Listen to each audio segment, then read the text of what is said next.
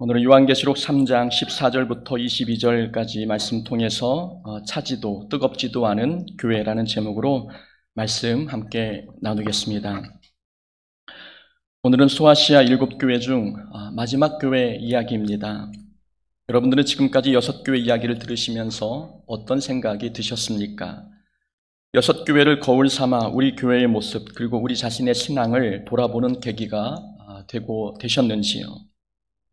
우리는 소아시아의 6교회를 살펴보면서 한 가지 공통점을 발견했습니다. 하우링이 조금 납니다. 이 앞에 모니터 스피커를 해서 나는 것 같은데,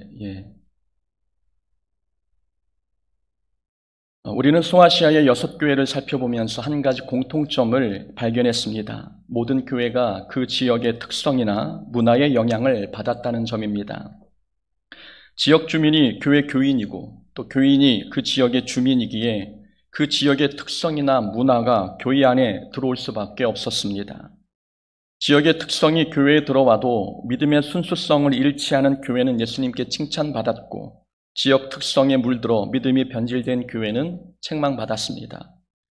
서머나 교회는 우상 숭배와 황제 숭배가 만연한 지역이 있었습니다. 그러나 교회는 우상 숭배와 황제 숭배의 영향을 받지 않고 믿음을 지켰습니다. 그러나 버가모 교회는 그 지역에 널리 퍼진 발람의 교훈과 우상 숭배의 영향을 받아 믿음이 훼손되었습니다. 사대교회는 지역 경제의 발달로 교회가 부자가 되었지만 교회는 영적 나태함에 빠져 이름만 살아있는 교회가 되었습니다. 그러나 빌라델피아 교회는 가난했지만 작은 능력으로 핍박 속에서도 믿음을 지켜 예수님께 칭찬 들었습니다. 모든 교회가 지역의 특성이나 문화의 영향 아래 있었습니다. 교회가 지역적 특성에 어떻게 대처하느냐에 따라 예수님의 평가는 달라졌습니다. 지역의 부정적 특성을 거부한 교회는 칭찬받았고 지역 특성에 물든 교회는 책망받았습니다. 그렇다면 우리 교회는 어떻습니까? 우리가 사는 이 고흥은 어떤 지역적 특성이 있습니까? 오늘 마지막 시간이니 이 이야기를 한번 해볼까 합니다. 우리 교회는 고흥의 지역적 특성에 어떤 영향을 받고 있을까요? 지역 특성이 어떠하든 우리 교회는 지역 특성에 영향받지 않고 성경적 가치관 아래 놓여 있을까요? 아니면 교회 안에서도 이 지역의 특성이 그대로 드러나고 있을까요? 저는 소아시아의 7교회에 관한 설교를 준비하면서 목사로서 이 부분이 가장 염려되었습니다. 지역 특성이 교회에 스며들어 왔을 때 그게 예수님께 칭찬거리가 될지 아니면 책망거리가 될지 걱정되었기 때문입니다. 고흥에 처음 이사 왔을 때 적응하기 힘들었던 점은 장사하는 분들이 대부분 친절하지 않다는 점이었습니다. 목사인 저도 부임 초기에 2번 다툴 뻔했지요. 손님을 야단치듯 면박을 주는 모습에 너무 화가 났는데 주인과 다툴 경우 교회에 누가 될 것 같아서 있는 힘을 다해 참았습니다. 돈은 내가 내는데 구박을 받으면서 물건을 사야 하는 어처구니 없는 일들이 반복이 되었습니다. 다툴 뻔한 적이 2번이었지 감정을 상하게 했던 자잘한 일들은 훨씬 더 많았습니다. 나만 이런 걸 느끼나 싶은 마음에 다른 분에게 여쭤보았습니다. 그분의 대답은 목사님도 그걸 느끼셨어요? 라는 대답이었습니다. 그때 불친절이 이 지역의 특성이구나라는 것을 알았습니다. 자, 그럼 이 지역의 교회들은 어떻습니까? 지역 특색의 영향을 받아 고흥에 있는 교회들도 불친절합니까? 아니면 지역 주민은 불친절해도 교회 성도들만큼은 형제 자매의 사랑이 넘치고 있습니까? 예수님께서 우리 교회를 보시고 평가하실 때에 어떤 말씀을 하실까요? 내가 어디에 사는지를 내가 아노니 거기는 불친절이 팽배한 곳이라.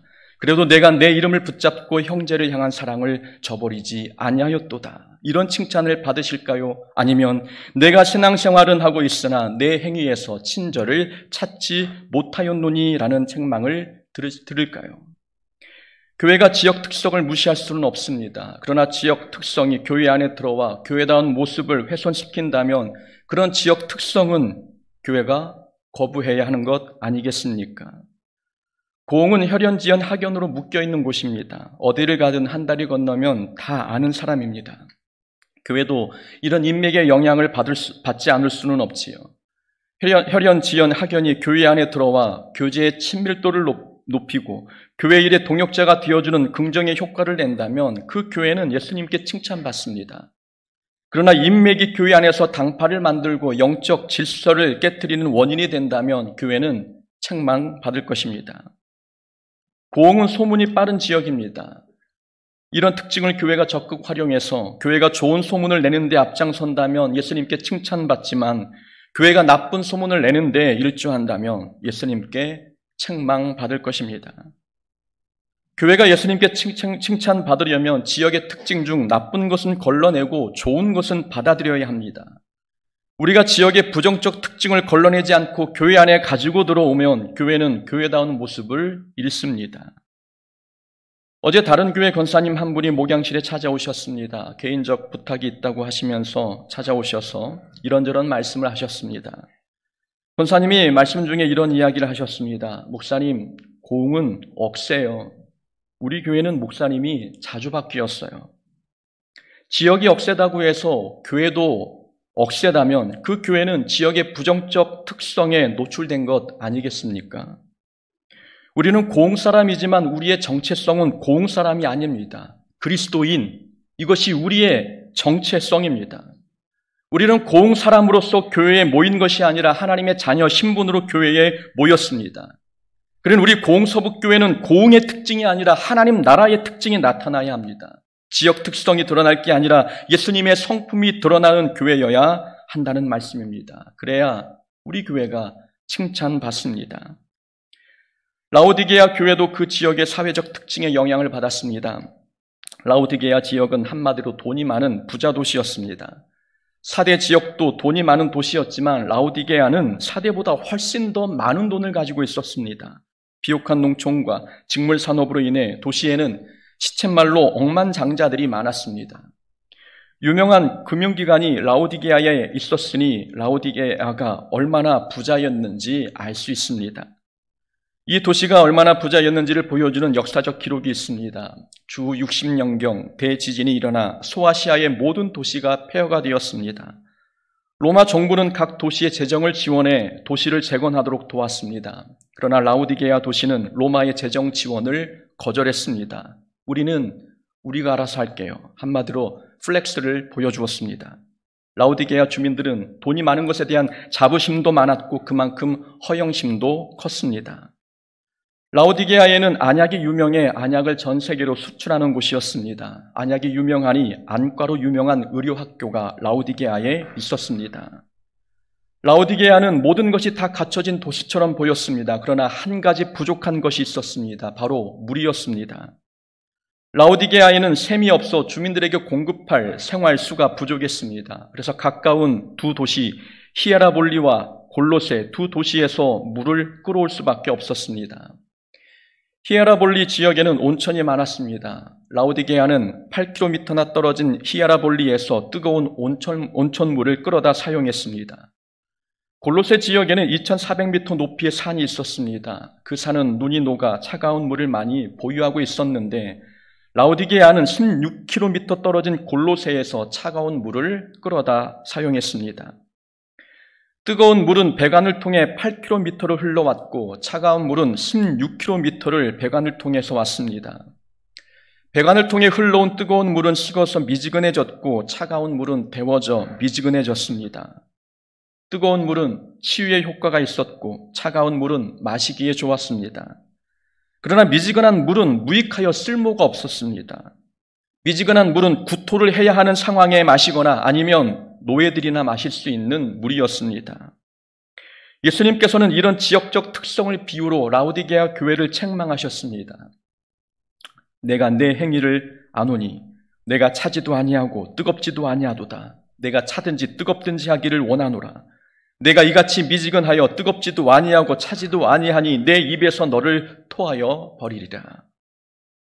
미지근한 물이 쓸모없듯이 예수님께서는 라오디게아 교회를 쓸모없는 교회로 여기셨습니다.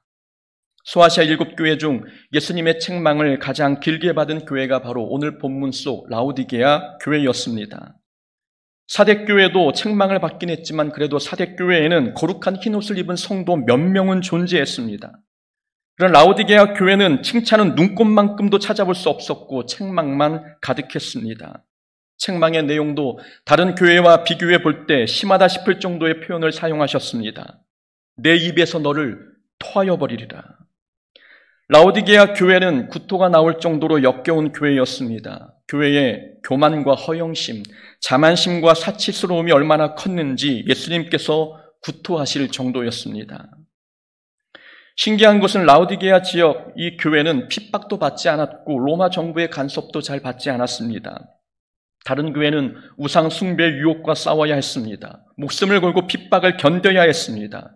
거기에 비하면 라오디게아 교회는 신앙생활하기에 정말 좋은 환경이었습니다. 그러나 결과는 역대급의 책망을 들었습니다. 이유는 돈 때문이었습니다. 돈이 가져다준 영적 자만심과 허영심이 칭찬은 없고 책망만 받는 교회가 되게 했습니다. 17절 말씀이지요. 내가 말하기를 나는 부자라. 부유하여 부족한 것이 없다 하나 내 곤고한 것과 가련한 것과 가난한 것과 눈먼 것과 벌거벗은 것을 알지 못하는도다. 라오디게아 교회는 삶이 풍요롭고 교회가 부유하니 신앙생활도 전혀 문제가 없다고 자부했습니다. 그러나 예수님이 보실 때에는 정반대였습니다. 금융업의 발달로 교회는 부자였지만 영적으로는 그들은 가난했습니다. 직물산업으로 성도들의 옷은 화려하고 사치스러웠지만 실상은 영적으로 벌거벗은 자들이었습니다. 안약이 유명한 곳이었지만 교인들의 영적인 눈은 멀어 있었습니다. 라오디게아 교회는 부족한 것이 없는 교회가 아니라 문제가 제일 많은 교회였습니다. 그러나 성도들만 그걸 몰랐습니다. 내 곤고한 것과 가련한 것과 가난한 것과 눈먼 것과 벌거벗은 것을 알지 못하는도다. 성도들은 자신들의 영적 가난을 알지 못했습니다. 물질이 풍요롭다 보니 신앙에도 문제가 없다고 생각했습니다. 이게 문제입니다. 자기에게 문제가 많은데 그걸 자기만 모릅니다. 라오디게아 교회는 자기가 자기의 신앙을 평가하는 것과 예수님이 나를 평가하는 그 결과에 상당한 차이가 있었습니다. 라오디게아의 가장 큰 문제, 영적인 자가 진단이 잘못되었습니다. 라오디게아 교회의 문제는 진단이 틀렸습니다. 진단이 틀리니 처방이 잘못되었고 치료도 이루어지지 않았습니다. 교회는 자기 체면에 걸렸는지 아니면 영적 안전 불감증에 빠졌는지 문제가 많은데 모든 게 괜찮다고 믿었습니다. 잘못된 진단이 그 교회의 근본적인 원인이었습니다. 이전에 톰 레이너의 죽은 교회를 부검하다라는 책을 소개해드렸습니다. 같은 저자가 쓴 책, 살아나는 교회를 해부하다라는 책이 있습니다. 살아나는 교회를 해부하다, 이 책에는 톰 레이너가 겪은 진단에 관한 일화가 하나 있습니다. 톰 레이너는 한 교회로부터 교회 컨설팅 요청을 받았습니다. 그 교회는 12년째 하락 중이었습니다. 절박해진 교인들은 외부의 도움을 받아 교회의 문제가 무엇인지 분석하고자 했습니다. 교회는 톰 레이너를 불러 상담했습니다. 톰이 교인들에게 물었습니다. 교회가 쇠퇴하는 가장 큰 이유가 무엇이라고 생각하십니까? 잠시 침묵이 흐른 뒤 가장 나이가 많아 보이는 사람이 입을 열었습니다. 누구를 비난하고 싶지는 않지만 기본적으로는 목사님의 책임입니다. 목사님이 새로 오시면 예배 형식을 비롯해서 몇 가지를 바꾸려 했지요. 그리고 신방은 충분히 하지 않았고요. 종종 설교가 너무 길어서 교인들을 힘들게 만들었습니다. 그러자 모든 교인들이 고개를 끄덕였습니다. 목사님의 문제에 대한 성도들의 장황한 토론이 끝난 뒤 톰 레이너는 차트를 보여줬습니다. 이 차트에 있는 이름은 지난 15년간 이 교회를 거쳐간 목사님들입니다. 총 5명이었지요. 이 5명은 모두 해고되거나 떠밀려서 교회를 떠나셨더군요. 15년 동안 평균 3년에 1명씩 사임하신 셈입니다. 여러분의 교회는 부근에서 목사를 잡아먹는 교회로 소문이 나 있습니다. 죄송한 말씀이지만 교회의 가장 큰 문제는 목사가 아니라 교인입니다. 이런 진단을 내리자 톰 레이너는 컨설턴트로 고용되지 못하고 해고되었습니다. 교회가 톰의 진단을 인정하지 않았기 때문입니다. 톰 레이너가 내린 결론이 있습니다. 교회가 살아나려면 남 탓을 하는 책임 전가에서 벗어나야 한다. 이것이 결론이었습니다. 톰 레이너는 위기를 극복하고 다시 살아나는 교회를 조사해 보니 공통적인 특징이 있었습니다. 살아나는 교회는 모두 다른 사람을 탓하며 책임을 전가했던 행동을 멈추고 모두가 자신의 책임으로 받아들였습니다. 남에게 문제가 있는 게 아니라 자신에게 문제가 있음을 자각하고 수정했던 이 교회가 살아났습니다. 진단이 정확하니 교회는 문제를 해결했고 교회에 드리운 죽음의 그림자가 떠나가고 다시 생명의 바람이 불었습니다. 한국 교회가 쇠퇴하고 있다고 말을 많이 합니다. 그 원인을 우리는 어떻게 진단하고 있습니까? 한국 교회 쇠퇴 원인 중 하나 바로 책임 전가 때문 아니겠습니까? 목사는 성도를 탓하고 성도는 목사를 탓하는 모습. 헌금 잘하는 사람은 하지 않는 사람을 탓하고 봉사 열심히 하는 사람은 하지 않는 사람을 탓하는 모습. 나에게는 문제가 없고 다른 사람에게 문제가 있다고 책임 전가하는 모습이 한국 교회를 무너뜨리고 있습니다. 사람들은 영적 자가 진단을 잘못하고 있습니다. 영적으로 가난한 자는 자기 자신인데 자신의 영적 상태는 보지 못하고 다른 사람의 신앙생활만 지적합니다. 영적으로 벌거벗은 사람은 자기 자신인데 자기의 부끄러움은 모르고 다른 사람의 허물을 들추어냅니다. 영적으로 눈먼 사람은 본인이면서 자기의 눈에 들보는 보지 않고 다른 사람의 티만 집어냅니다. 이게 라오디게아의 문제였고 우리의 문제입니다. 예수님께서는 라오디게아의 문제를 정확하게 진단하셨습니다. 만약 예수님께서 우리의 신앙생활을 이렇게 진단하신다면 우리는 어떤 기분일까요? 내가 나를 볼 때는 전혀 문제가 없는데 예수님께서 나를 향해 문제가 제일 많다고 말씀하신다면 우리는 인정할 수 있겠습니까? 예수님은 아멘이시요 충성되고 참된 증인이시요 하나님의 창조의 근본이시다 라고 예수님이 말씀하셨습니다. 예수님은 충성되고 참된 증인입니다. 충성되고 참된 증인의 모습을 강조하신 이유는 예수님은 신실하신 분이시니 예수님이 하신 말씀도 신실하다는 것을 가르쳐주기 위함입니다. 예수님의 말씀이 신실하다. 곧 예수님께서 내린 진단에 거짓이 없다는 뜻입니다. 충성되고 참된 증인이신 예수님께서 하신 진단은 거짓이 없으니 이 진단이 아프더라도, 이 진단이 입에 쓰더라도, 이 진단이 소화하기 거북스럽다 할지라도 받아들이고 인정하라라고 주님이 말씀하시는 것입니다. 우리 눈에는 우리 자신에게 아무런 문제가 없어 보여도 예수님은 다르게 진단할 수 있습니다. 다른 사람이 문제라고 생각했는데 예수님은 내가 문제라고 진단하실 수 있습니다. 그 진단 결과가 내 마음을 찌르고 감정을 상하게 해도 우리가 회복되려면 이 진단을 인정하고 받아들여야 합니다. 교회가 살아나는 방법은 영적인 자가 진단이 정확해야 합니다. 우리는 라오디게아 교회를 보면서 건강한 교회란 어떤 교회일까를 함께 묵상해 보고자 합니다. 첫 번째, 건강한 교회. 돈으로 살 수 없는 게 많은 교회입니다. 라오디게아 교회는 부유하여 부족한 것이 없다고 자부했습니다. 영적으로는 가난하고 헐벗고 눈멀었는데 말입니다.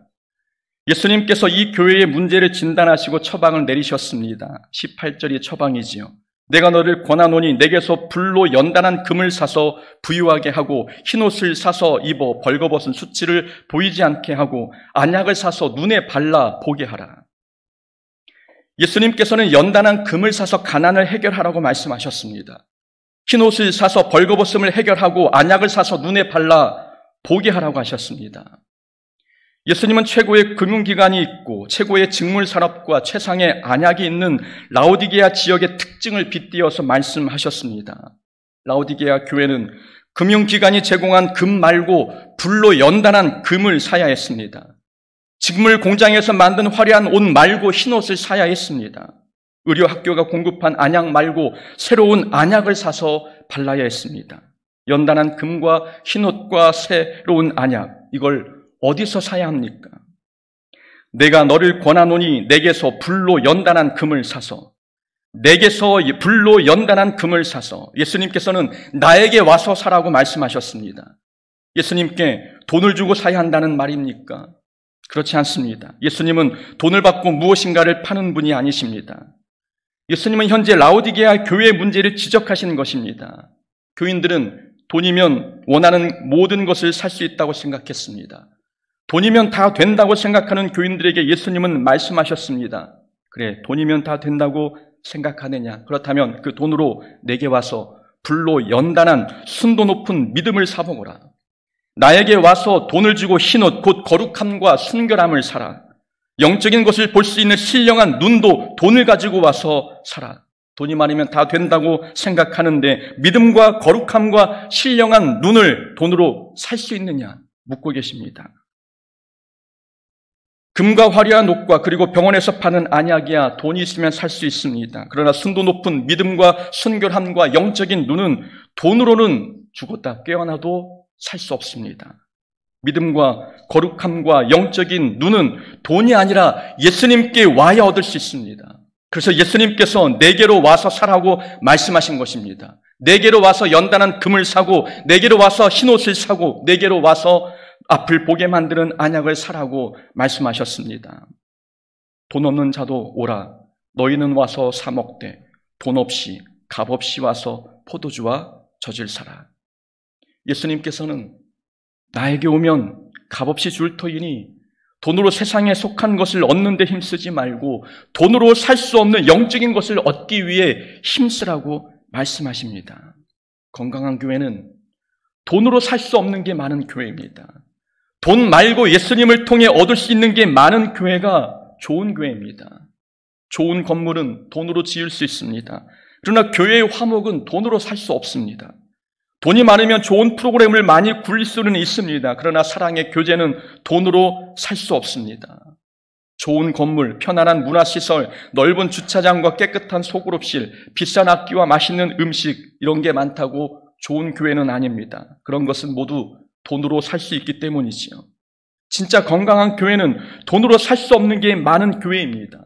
서로에 대한 사랑과 존중, 공동체의 화평과 연합, 그리고 하나님을 향한 충성과 헌신, 그리고 삶에 대한 감사, 서로에 대한 신뢰, 이런 것은 모두 돈으로 살 수 없는 것들입니다. 이런 돈으로 살 수 없는 게 많은 교회가 좋은 교회요, 건강한 교회입니다. 돈으로 살 수 있는 건 백화점에 가야 되지만 돈으로 살 수 없는 영적인 것은 예수님께 찾아가 예수님을 만나야 얻을 수 있습니다. 건강한 교회란 신앙의 결단을 뒤로 미루지 않는 교회입니다. 신앙의 결단을 뒤로 미루지 않는 교회. 라오디게아 교회는 예수님께서 구토할 정도로 미지근한 교회였습니다. 예수님께서는 미지근한 교회를 향해 뜨겁든지 차갑든지 하라 하셨습니다. 뜨겁든지 차갑든지 하라는 말씀은 믿음이 없는 화끈히 믿고 그렇지 않으면 아예 믿지 마라 이런 뜻이 아닙니다. 앞에서 설명드렸듯이 뜨거운 물은 히에라볼리 지역에서 나오는 온천수였고 차가운 물은 골로새 지역에서 문이도가 만들어진 냉수였습니다. 온천수는 치료하는 데 좋았고 차가운 물은 마시는 데 있어서 좋았습니다. 뜨겁다, 차갑다 이 두 단어는 모두 긍정적인 의미를 담고 있습니다. 뜨겁든지 차갑든지 하라는 말씀은 하나님께 꼭 필요한 존재가 되라는 뜻입니다. 죽어가는 영혼을 치료하는 뜨거운 교회, 삶에 지친 성도들의 영적 갈증을 해결해주는 시원한 교회, 이런 교회가 되라고 예수님이 말씀하십니다. 이런 교회가 되려면 신앙의 결단이 빨라야 합니다. 뜨거운 온천수가 먼 거리를 오면서 식었습니다.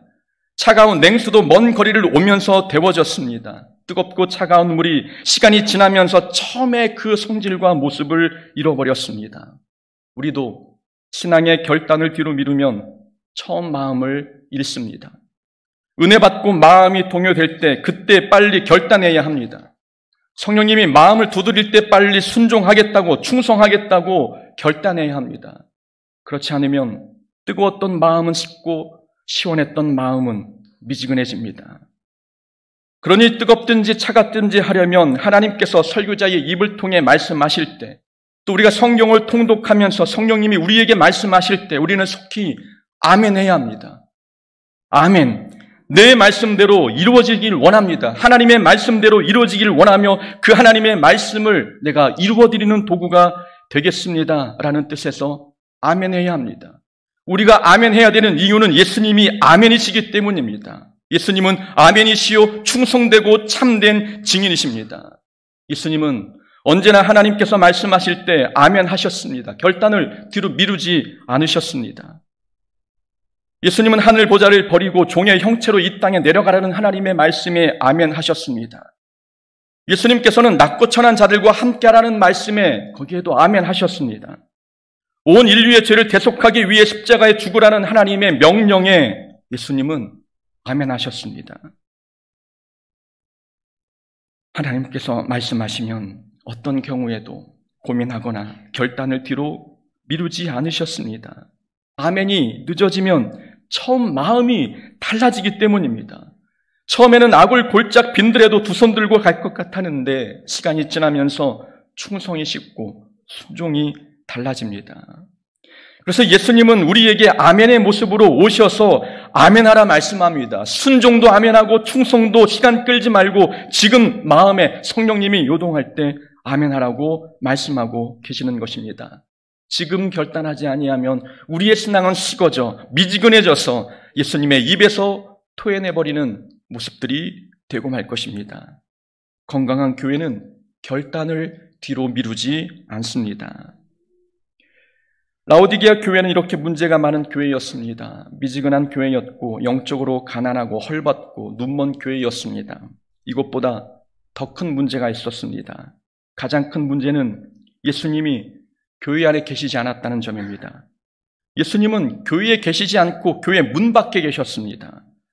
볼지어다 내가 문 밖에 서서 두드리노니 누구든지 내 음성을 듣고 문을 열면 내가 그에게로 들어가 그와 더불어 먹고 그는 나와 더불어 먹으리라. 우리는 이 구절을 은혜로운 구절로 생각해서 암송하고 있습니다. 그러나 이 구절은 은혜로운 구절이긴 하지만 라오디게아의 교회의 현실적인 현재 영적 상태를 보여주고 있습니다. 예수님은 문 밖에 계셨습니다. 예수님이 교회에서 쫓겨나 계신데 교인들은 교회 안에서 아무 문제 없이 신앙생활하고 있었습니다. 돈이 많으니 예수님이 없어도 불편함을 느끼지 못했고 심지어 성도들은 예수님이 쫓겨난 것도 모르고 찬양하고 기도하며 하나님을 예배했습니다. 그러나 감사하고 은혜로운 것은 예수님께서 그 교회를 떠나지 않으시고 문 앞에서 기다리고 계셨다는 점입니다. 예수님은 라오디게아 교회를 포기하지 않으셨습니다. 성도들은 문을 굳게 닫고 예수님도 들어오지 못하게 만들었습니다. 예수님이 비록 그런 교회일지라도 버리지 않으셨습니다. 예수님이 떠나버리시면 라오디게아 교회는 회복의 기회를 완전히 잃어버리기 때문이지요. 예수님은 교회를 포기하지 않으시고 문 앞에 서서 기다리셨습니다. 문을 열어줄 때까지, 교회가 문을 열고 예수님을 맞을 때까지 포기하지 않고 문 밖에서 성도들의 이름을 하나하나 불러주셨습니다. 창조의 근본이신 예수님, 이 세상을 창조하신 능력의 예수님 정도라면 문을 박차고 들어가 모든 더러운 것을 멸하시고 교회를 정화시킬 수 있는 분이십니다. 예수님은 그렇게 하지 않으셨습니다. 그렇게 무섭게 강압적으로 폭력적으로 하지 않으셨습니다. 예수님은 우리가 스스로 문을 열어주기를 원하십니다. 내 음성을 듣고 문을 열면 예수님은 음성을 듣고 마음의 문을 열어주기를 원하십니다. 문을 쾅쾅 두드리는 시끄러운 소리의 문을 여는 게 아니라 예수님께서 내 이름을 부르시는 사랑의 음성을 듣고 우리가 자발적으로 문을 열고 예수님을 환영하기를 원하십니다. 예수님은 심판하기 위해 우리 마음의 문을 두드리시는 게 아닙니다. 우리를 치료하시기 위해서, 우리를 너무나 사랑하셔서 우리의 영적 상태를 회복시키기 위해 우리 마음의 문 앞에서 우리가 열어주기만을 기다리시는 것입니다. 그래서 강압적으로 들어와 우리를 굴복하는 것이 아니라 내 이름을 부르셔서 내가 스스로 자원하고 자발적으로 예수님과 교제하기를 원하시는 것입니다. 누구든지 내 음성을 듣고 문을 열면 내가 그에게로 들어가 그와 더불어 먹고 그는 나와 더불어 먹으리라. 예수님께서 원하시는 것은 함께 음식을 먹는 것입니다. 교제를 의미하는 것이지요. 일상의 교제, 삶의 자리에서의 교제를 뜻합니다. 예배당에서 드리는 예배 말고 예수님은 우리가 일상의 삶에서 예수님과 더불어 먹고 입고 자며 생활하기를 원하십니다. 일상에서 하나님과 교제하는 신앙이 건강한 신앙이고 자기 삶에서 하나님과 함께 먹고 삶을 살아가는 그 교회가 건강한 교회인 것입니다. 예수님이 문 앞을 떠나시기 전에 속히 우리는 마음의 문을 열어드려야 합니다. 마음의 문을 열고 예수님을 구세주로 모시면 우리는 그리스도로 옷을 입어 심판대 위에서 수치를 면할 수 있게 됩니다. 예수님께서 7교회에 보낸 편지를 우리는 살펴보았습니다. 이제 우리가 편지를 받을 다음 차례입니다. 우리 교회에 보낸 편지 속에 책망과 칭찬 중에 무엇이 더 많을 것 같습니까? 우리는 성경 속 7교회를 하나씩 다시 한번 곱씹어 보면서 우리가 무엇을 바꿔야 되는지, 무엇을 시정하고 변화시켜야 되는지 날마다 점검해야 합니다. 그래야 우리 지역 특성이 어떠하든 우리는 예수님께 칭찬 듣는 신앙생활을 할 수 있습니다. 우리 교회가 하나님께 칭찬만 듣는 교회가 되어야 될 줄로 믿습니다. 아멘. 기도하겠습니다.